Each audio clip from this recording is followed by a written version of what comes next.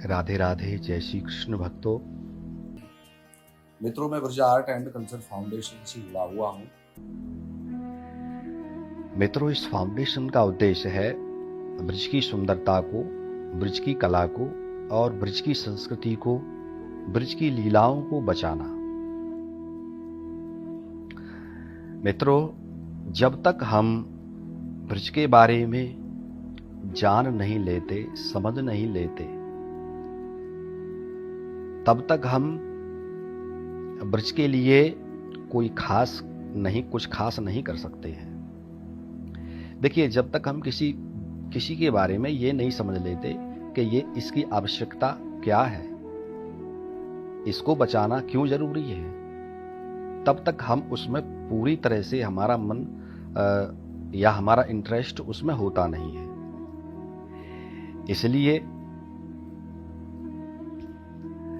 हम आपके सामने ब्रज क्या है ये सीरीज लेकर के आ रहे हैं। तब आपको मालूम पड़ेगा, इसे सुनेंगे तो आपको ये पता लगेगा कि ब्रज को बचाना कितना महत्वपूर्ण है।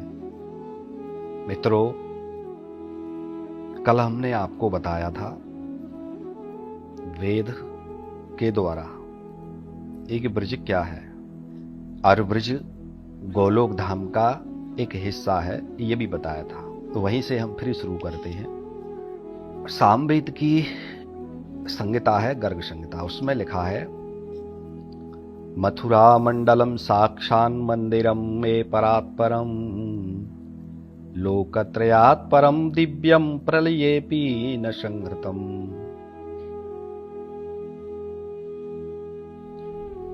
ये जो मथुरा मंडल है, ये भगवान का साक्षात मंदिर है। ये तीनों लोकों से परम दिव्य लोक है और इस लोक की प्रलय में भी हानि नहीं होती, ये प्रलय में भी लुप्त नहीं होता। मित्रों, उसी गर्ग संहिता में श्री राधा कृष्ण के विवाह की बहुत विशद चर्चा है, ब्रज की गोलोक की विशद व्याख्या है। ऋषि गर्गाचार्य जी ने बताया है, एक समय पर गर्गाचार्य जी वृषभान राय से कहते हैं, हे वृषभान,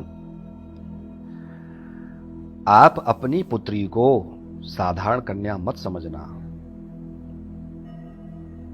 ये पराम्बा आह्लादनी शक्ति है, भगवान श्री कृष्ण की आह्लादनी शक्ति है ये।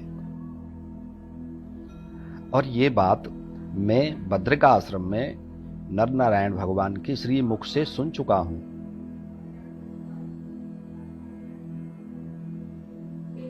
वहां पर वो वृषभान जी को किशोरी श्री राधा रानी जी का, भगवान श्री कृष्ण का संपूर्ण रूप से विवरण सुनाते हैं।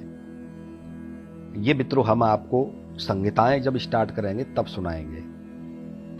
अब हम आपको तैत्रीय संहिता का एक मंत्र बताते हैं। तेते धामान्युस्मसि गमध्यई गावो भूरिसृंगा अयासः अत्राह तदरुगायस्य विष्णोः परमं पद्मं बभाति भूरि। ये मंत्र भी ऋग्वेद के मंत्र के जैसा ही है, हालांकि है तैत्रीय संहिता का। इसमें केवल तावाम वास्तु के स्थान पर तेते धामा आया है और वृष्णः के स्थान पर विष्णु आया है। मित्रों, दोनों का अर्थ समान रूप से एक ही होता है। इसमें भी भगवान के धाम को, जहां गाय रहती है, उसको परम पद गोकुल कहा है। भक्तों, इसी प्रकार से तैत्रीय संहिता में 1, 3, 6 के अन्य मंत्रों में भी उस धाम को जहां पर गाय निवास करती है, परम पद श्री गोकुल ही कहा है। मित्रों, इसी परम धाम ब्रज को छांदोग्य उपनिषद में कहा है ब्रह्मपुर। अथा यदिदमस्मिन् ब्रह्मपुरे दहरम पुंडरीकवेश्मः। अहो, ये ब्रज तो भगवान का निज ब्रह्मपुर धाम है। भगवान पुंडरीक अपने इस निज धाम में अनंत काल तक निवास करते हैं। और ये उनका जो निज धाम है वो कैसा है? नास्य जरयै तज्जीर्यते न बधे नास्य हन्यते एतत् सत्यं ब्रह्मपुरमस्मिन् कामाः समाहिता। देखिए, छांदोग्योपनिषद कहता है कि ये ब्रह्मपुर कभी भी किसी भी स्थिति में, किसी भी काल में, किसी भी युग में कभी भी बूढ़ा नहीं होता, वृद्ध नहीं होता, नित्य नवीन ताजा रहता है। दूसरी बात कहते नास्य बधे नास्य हन्यते, बोले इसका कभी भी प्रलय में, महाप्रलय में नाश नहीं होता, ना ही कोई भी इसका नाश कर सकता है। महाप्रलय के समय पृथ्वी नष्ट होती है, पृथ्वी जलमग्न हो जाती है, नीचे से शेष अपनी फुफकार से पृथ्वी को जलाते हैं, ऊपर से 12 आदित्य इस पृथ्वी को जलाते हैं, तो पृथ्वी जल करके भस्म हो करके जल में घुल जाती है, जल भास्व बन करके अंतरिक्ष में विराजमान हो जाता है, लेकिन वो पृथ्वी के ही स्थिति में होता है, न कि ब्रजमंडल के में। ब्रजमंडल का कभी भी नाश नहीं होता, क्योंकि ये ब्रह्मपुर सत्य है, ये सत्य है और सत्य का कभी भी ह्रास नहीं होता।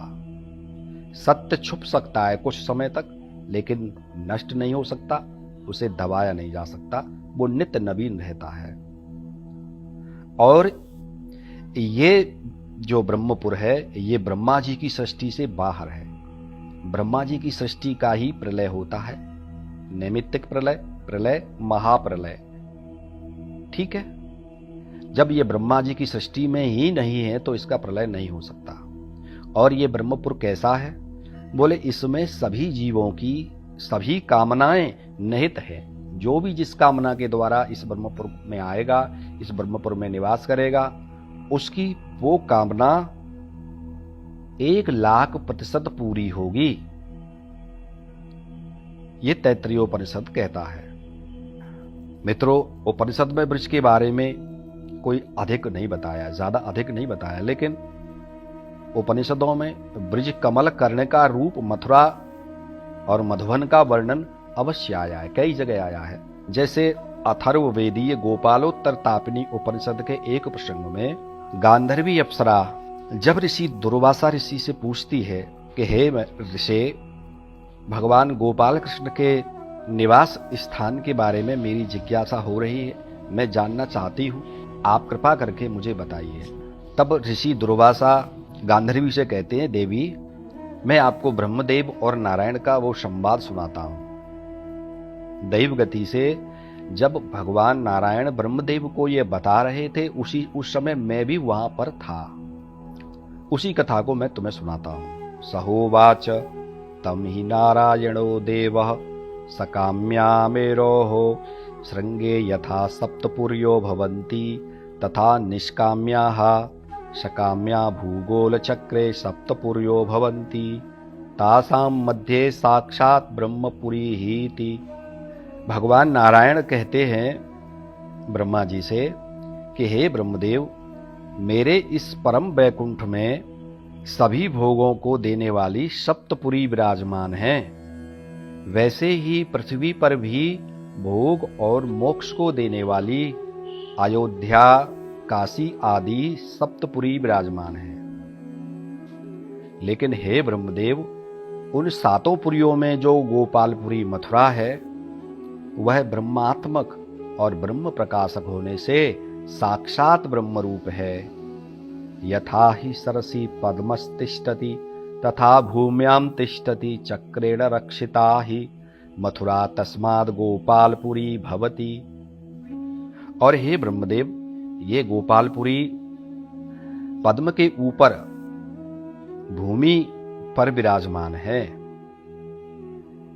इसकी रक्षा मेरा चक्र सुदर्शन अहर्निश करता रहता है। मित्रों, अब आपको हम पाणिनि अष्टाध्यायी के अनुसार बताएंगे, इसलिए इस वृक्ष का कभी भी नाश नहीं होता।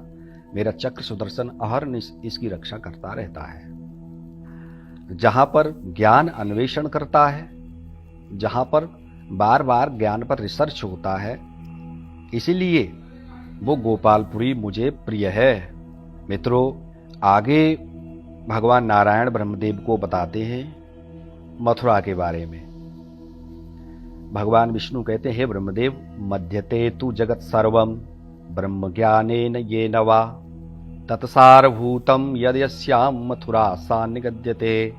अर्थात मध्यते तगद अनेन, इस विग्रह में मित्रों विलोडन मथन अर्थ वाली मंत्र धातु से उणादि कुरुच प्रत्यय करने पर सिद्ध होने से मथुरा शब्द का अर्थ होता है ज्ञान।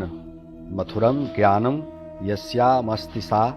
इस निरुक्ति में अर्ष आदिम्योच सूत्र 5-2-127 से अच प्रत्यय एवं अजाद्य तस्टाप सूत्र से टाप होने से मथुरा शब्द बनता है।